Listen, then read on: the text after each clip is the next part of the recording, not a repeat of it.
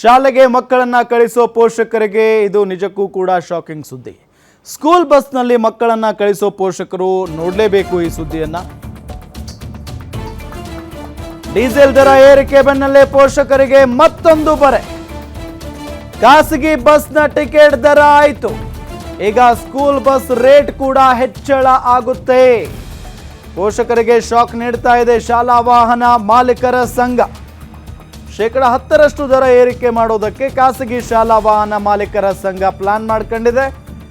ಈ ಶೈಕ್ಷಣಿಕ ವರ್ಷಕ್ಕೆ ದರ ಏರಿಸಲಿರುವ ಶಾಲಾ ಬಸ್ ವಾಹನ ಮಾಲೀಕರು ವಾರ್ಷಿಕ ಶೇಕಡ 10% ಹೆಚ್ಚಿಗೆ ದರ ನೀಡಬೇಕಾಗಿದೆ. ಈಗ ಪೋಷಕರು ಖಾಸಗಿ ಶಾಲಾ ವಾಹನ ಮಾಲೀಕರ ಸಂಘದ ಅಧ್ಯಕ್ಷ ರವಿಕುಮಾರ್ ಹೇಳಿಕೆ ಕೊಟ್ಟಿದ್ದಾರೆ. ಡೀಸೆಲ್ ಬೆಲೆ ಏರಿಕೆ ಆಯಿತು, ಖಾಸಗಿ ಬಸ್ಗಳ ದರನೂ ಕೂಡ ಏರಿಕೆ ಆಯಿತು. ಇದೀಗ ಶಾಲೆಗಳಿಗೆ ಸಪ್ಲೈ ಮಾಡುವಂಥ ಶಾಲಾ ಮಕ್ಕಳನ್ನ ಕರ್ಕೊಂಡು ಹೋಗುವಂತಹ ಬಸ್ಗಳ ದರನೂ ಕೂಡ ಹೆಚ್ಚಳ ಆಗುವಂಥ ಸಾಧ್ಯತೆಗಳಿದ್ದಾವೆ. ಸೊ ನಮ್ಮ ಜೊತೆಗೆ ರವಿಕುಮಾರ್ ಇದ್ದಾರೆ, ಅವ್ರನ್ನ ಮಾತಾಡಿಸ್ತೀನಿ. ಸರ್, ಈಗ ಖಾಸಗಿ ಬಸ್ಗಳ ದರ ಹೆಚ್ಚಳ ಆಗಿದೆ. ಸೊ ಈಗ ಶಾಲೆಗಳಿಗೆ ಮಕ್ಕಳನ್ನ ಕರ್ಕೊಂಡು ಬರುವಂತಹ ಬಸ್ಗಳಾಗಿರ್ಬೋದು ಅಥವಾ ಮ್ಯಾಕ್ಸಿ ಕ್ಯಾಬ್ಗಳು, ಇದ್ರ ದರ ಏರಿಕೆ ಆಗುತ್ತಾ? ಖಂಡಿತ ಆಗುತ್ತೆ ಸರ್. ಒಂದು 10%ವರೆಗೂ ನಾವು ಮಾಡಲೇಬೇಕು, ಅನಿವಾರ್ಯತೆ ಇದೆ. ಯಾಕಂದರೆ ಒಂದು ಸ್ಪೇರ್ ಪಾರ್ಟ್ಸಿಂದ ಹಿಡಿದು ಎಲ್ಲ ಬೆಲೆನೂ ಜಾಸ್ತಿ ಆಗಿದೆ. ನಮಗೆ ಇವಾಗ ಒಂದು ತಿಂಗಳು ರಜೆ ಇರೋದ್ರಿಂದ ಗಾಡಿಗಳೆಲ್ಲ ರೆಡಿ ಮಾಡಿಸ್ಕೊಂಡು ತುಂಬ ದುಬಾರಿ ಆಗಿದೆ. ಅದರಲ್ಲಿ ಡೀಸೆಲ್ಲು ಪೆಟ್ರೋಲು ಇದೆಲ್ಲ ಜಾಸ್ತಿ ಆದಾಗ ನಾವು ಅನಿವಾರ್ಯತೆಯಿಂದ ಮಾಡಲೇಬೇಕು ಸರ್. ಸೊ ಅಂದರೆ ಈಗ ಬರ್ಡನ್ ಆಗಲ್ವಾ ಸರ್ ಈಗ ಪೇರೆಂಟ್ಸ್ಗೆ? ತುಂಬ ಬರ್ಡನ್ ಆಗಿದೆ ಸರ್. ಯಾಕಂದರೆ ಹೋದ ಸಲಿಗೂ ಈ ಸಲಿಗೂ ಶಾಲೆಗಳಲ್ಲಿ ಶುಲ್ಕ ಅಂತೂ ತುಂಬ ಜಾಸ್ತಿ ಮಾಡಿದ್ದಾರೆ.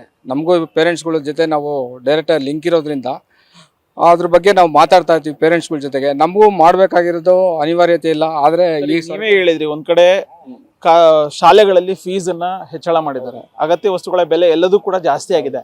ಸೊ ಇದ್ರ ನಡುವೆನೆ ಶಾಲಾ ಬಸ್ಗಳ ದರನ ಏರಿಕೆ ಮಾಡಿದ್ರೆ ಮಕ್ಕಳನ್ನ ಕಳಿಸುವಂತ ಪ್ರಮಾಣ ಕಡಿಮೆ ಆಗುತ್ತೆ ಅಂತ ಅನ್ಸಲ್ವಾ ಸರ್?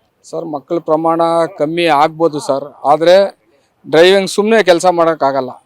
ಒಂದು ಹೊರೆ ಅಂತ ಅವ್ರಿಗೂ ಕುಟುಂಬ ಇರುತ್ತೆ. ಒಂದು ಡ್ರೈವರ್ ಒಂದು ಗಾಡಿ ಹಾಕೊಂಡ್ರೆ ಒಂದು ಟ್ಯಾಕ್ಸು, ಇನ್ಶೂರೆನ್ಸು, ಗಾಡಿ ಒಂದು ರಿಪೇರೀಸ್ ಆಗಲಿ ಪ್ರತಿಯೊಂದು ಇದಿದೆ.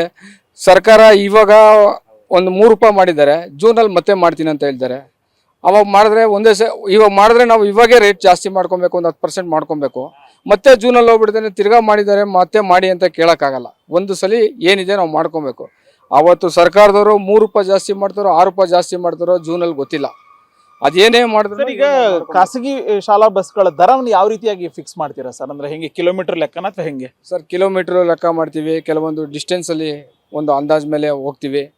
ಕೆಲವೊಂದು ಮಾಲೀಕರು ಪೋಷಕರ ಹತ್ರ ನಾವು ಚೆನ್ನಾಗಿ ಇದು ಮಾಡ್ಕೊಂಡು ಕಮ್ಯುನಿಕೇಶನ್ ಮಾಡ್ಕೊಂಡು ನಾವು ಮಾಡ್ತಾ ಇದ್ದೀವಿ. ಈಗ ನನ್ನ ಪ್ರಶ್ನೆ, ಇವತ್ತು 5 ಕಿಲೋಮೀಟರ್ ಒಳಗಡೆಯಿಂದ ಯಾವ್ದೋ ಒಬ್ಬ ಪೇರೆಂಟು ತಮ್ಮ ಮಗುನ ಕಳಿಸ್ತಾರೆ. ಸೊ ಅವ್ರಿಗೆ ಎಷ್ಟು ಸಾವಿರ ಬರ್ಡನ್ ಆಗ್ಬೋದು ಅಂತ ವರ್ಷಕ್ಕೆ? ಸರ್, ಅವ್ರಿಗೆ 1,500 ರೂಪಾಯಿಂದ 2,000 ರೂಪಾಯಿವರೆಗೂ ಫೀಸ್ ಮಾಡ್ತೀವಿ ಸರ್, ಮಂತ್ಲಿ ಫಾರ್ ಮಂತ್. ಆ ಮಂತ್ ಫೀಸ್ ಮಾಡಿದಾಗ ನನಗೆ ತಿಳಿದ ಮಟ್ಟಿಗೆ 100ರಿಂದ 200 ರೂಪಾಯಿ ಜಾಸ್ತಿ ಆಗ್ಬೋದು ಸರ್. 100 ರೂಪಾಯಿಂದ ಅವರು ಪೋಷಕರನ್ನು ನೋಡ್ಕೊಂಡು ನಾವು ಮಾಡ್ಕೊತೀವಿ sir. Thank you sir. So ಇದಿಷ್ಟು ರವಿಕುಮಾರ್ ಹೇಳ್ತಾ ಇರುವಂತಹ ಮಾತು. ಅಂದರೆ ಈಗ ಶಾಲಾ ಕಾಲೇಜುಗಳಿಗೆ ರಜೆ ಇದೆ. ಸೊ ಈಗ ನಾವು ಒಂದಷ್ಟು ವಾಹನಗಳನ್ನು ರೆಡಿ ಮಾಡಿಸ್ಕೊಂಡಿದ್ದೀವಿ. ಅದಕ್ಕೆ ಒಂದಷ್ಟು ಈಗಾಗಲೇ ಅಗತ್ಯ ವಸ್ತುಗಳ ಬೆಲೆನೂ ಕೂಡ ಏರಿಕೆ ಆಗಿದೆ. ಸೊ ಮುಂಬರುವಂಥ ದಿನಗಳಲ್ಲಿ ಪೆಟ್ರೋಲು ಮತ್ತು ಡೀಸೆಲ್ ದರ ಇನ್ನಷ್ಟು ಹೆಚ್ಚಳ ಆಗುವಂಥ ಸಾಧ್ಯತೆಗಳಿದ್ದಾವೆ. ಸೊ ಹೀಗಾಗಿ ನಾವು ಪದೇ ಏರಿಕೆ ಮಾಡಲಿಕ್ಕೆ ಸಾಧ್ಯ ಆಗೋದಿಲ್ಲ. ಸೊ ಈಗ ಒನ್ ಟೈಮ್ ಅಂತೇಳಿ ನಾವು 10% ಜಾಸ್ತಿ ಮಾಡ್ತೀವಿ. ಜೊತೆಗೆ ಪೇರೆಂಟ್ಸ್ಗೂ ಕೂಡ ಯಾಕೆ ದರವನ್ನು ಹೆಚ್ಚಳ ಮಾಡಿದ್ದೀವಿ ಅನ್ನುವಂಥದ್ದನ್ನು ಅವರಿಗೆ ಮನವರಿಕೆ ಮಾಡಿಕೊಡುವಂಥ ಕೆಲಸವನ್ನು ಕೂಡ ಮಾಡ್ತೀವಿ ಅನ್ನುವಂಥ ಒಂದು ಮಾತನ್ನು ಹೇಳ್ತಿದ್ದಾರೆ. ಕ್ಯಾಮ್ರಾ ಪರ್ಸನ್ ರವಿಕುಮಾರ್ ಜೊತೆ ಉಲ್ಲಾಸ ಸ್ಕಿರ್ವಾಸೆ, ಗ್ಯಾರಂಟಿ ನ್ಯೂಸ್, ಬೆಂಗಳೂರು.